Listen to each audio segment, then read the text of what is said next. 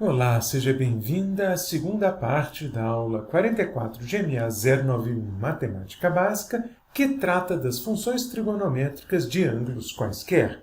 Nesta segunda parte da aula, nós veremos as funções trigonométricas para ângulos maiores que 90 graus. Considere, então, essa figura mostrada aqui no slide, que representa a metade superior da circunferência unitária. Nós sabemos que se trata dessa circunferência porque o centro dela está na origem e o raio igual a 1. Para calcular o seno e o cosseno de um ângulo qualquer maior do que 90 graus, nós vamos associar a esse ângulo um ponto da circunferência unitária que aqui estamos chamando no desenho de P de θ.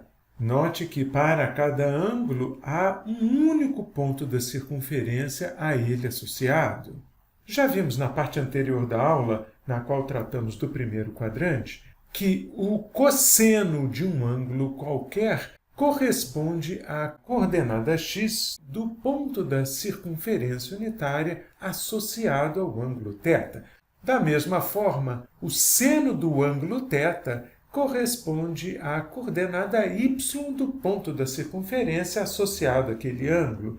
Isso significa que, para conhecer o seno e cosseno de um ângulo maior do que 90 graus, precisamos apenas determinar as coordenadas x e y do ponto da circunferência unitária associado a esse ângulo, que aqui é chamado de θ. Vejamos um exemplo. Se pegarmos θ igual a 120, que é mais ou menos esse ângulo indicado aqui na figura, nós repararemos que a coordenada x do ponto P associada a esse ângulo é igual a menos meio. Então, podemos dizer que o cosseno de 120 é menos meio. Da mesma forma, a coordenada y do ponto P associada ao ângulo de 120 é igual a raiz de 3 sobre 2. Então, seno de 120 graus é raiz de 3 sobre 2. Note que, neste caso, o cosseno do ângulo θ é negativo, porque, de fato, a coordenada x está sobre a parte negativa do eixo x. E se considerássemos a circunferência unitária como um todo, e não apenas a metade superior, veríamos que a coordenada y também pode ser negativa, de tal maneira que nós observamos que o seno de θ e o cosseno de θ podem assumir valores negativos. Vamos dar uma olhada em outros pontos da circunferência. Aqui estão eles. Repare, então, que para cada ângulo θ indicado aqui na figura, há um certo ponto da circunferência unitária cujas coordenadas são mostradas. E cada uma dessas coordenadas representa, pela ordem, o cosseno do ângulo θ e o seno do ângulo θ.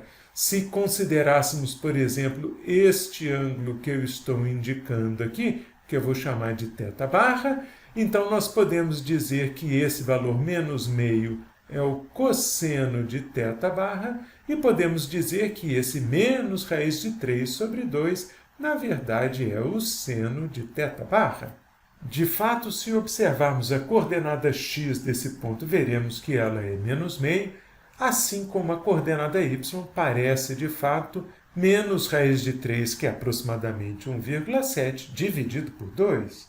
Notamos, então, que o seno e o cosseno têm valores positivos ou negativos dependendo do quadrante no qual se encontra o ponto P associado ao ângulo θ.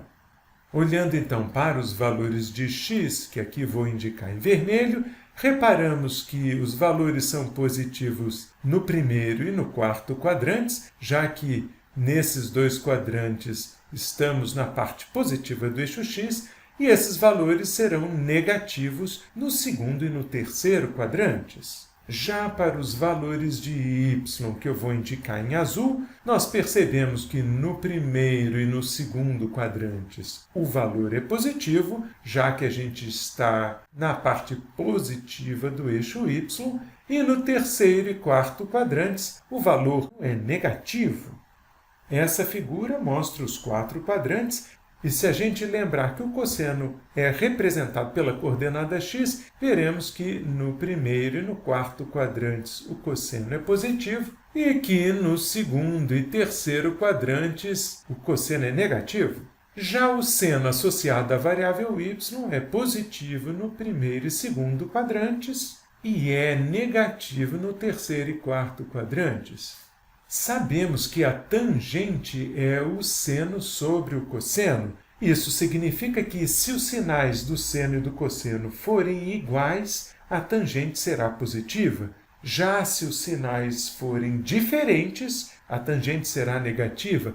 Reparamos então que no primeiro quadrante o seno e o cosseno são positivos e, portanto, a tangente também é positiva.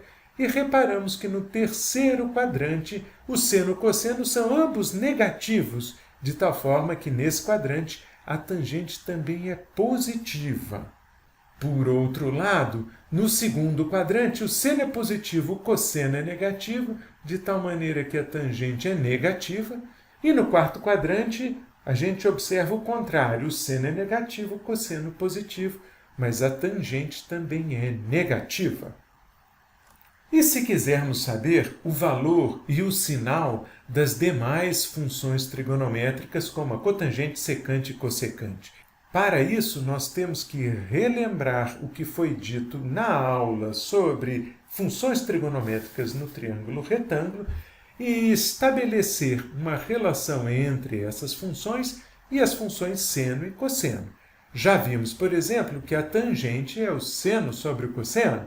Por outro lado, a cotangente é o inverso, é o cosseno sobre o seno. A secante é 1 sobre o cosseno e a cossecante é 1 sobre o seno. Se você tiver dúvida a esse respeito, pode sempre observar o triângulo retângulo e estabelecer essas relações. E, embora não seja muito prático, também podemos estabelecer uma relação entre essas funções e as coordenadas x e y do ponto P sobre a circunferência unitária. Lembrando então que a tangente é o seno sobre o cosseno, podemos dizer que a tangente é y sobre x, já que o seno é a coordenada y, o cosseno é a coordenada x do ponto P da circunferência. Por sua vez, a cotangente é x sobre y. E as demais funções trigonométricas, secante e cossecante, também têm uma definição similar. O mais importante nesse caso é reparar que todas essas funções são definidas como quocientes, o que significa que elas não estarão definidas quando o denominador for igual a zero. Dessa maneira, a gente diz que a secante e a tangente não estão definidas quando x é igual a zero, porque neste caso o cosseno é igual a zero, e a cotangente e a cossecante não estão definidas quando y é igual a zero, porque nesse caso o seno é igual a zero. Completando esta parte da aula, vamos ver como descobrimos o valor das funções trigonométricas para ângulos maiores que 360 ou mesmo para ângulos negativos. Neste caso, nós precisamos observar que as funções trigonométricas têm o mesmo valor para ângulos coterminais. Então, se nós quisermos calcular o seno e cosseno, por exemplo, do ângulo de 765 ou do ângulo de menos 315, o que precisamos fazer é reparar que esses ângulos são coterminais com um ângulo de 45 graus, de tal maneira que o seno de 765 é igual ao seno de 45, o mesmo acontecendo com o seno de menos 315. Todos são iguais a raiz de 2 sobre 2. O cosseno tem a mesma propriedade, nesse caso também será raiz de 2 sobre 2, e a tangente, por ser igual ao seno dividido pelo cosseno, valerá 1 para todos esses três ângulos. Completamos assim esse trecho da aula. Nas próximas partes, nós veremos como determinar o seno e o cosseno de ângulos que estão no segundo, terceiro e quarto quadrantes, conhecendo essas funções no primeiro quadrante. Espero por vocês lá!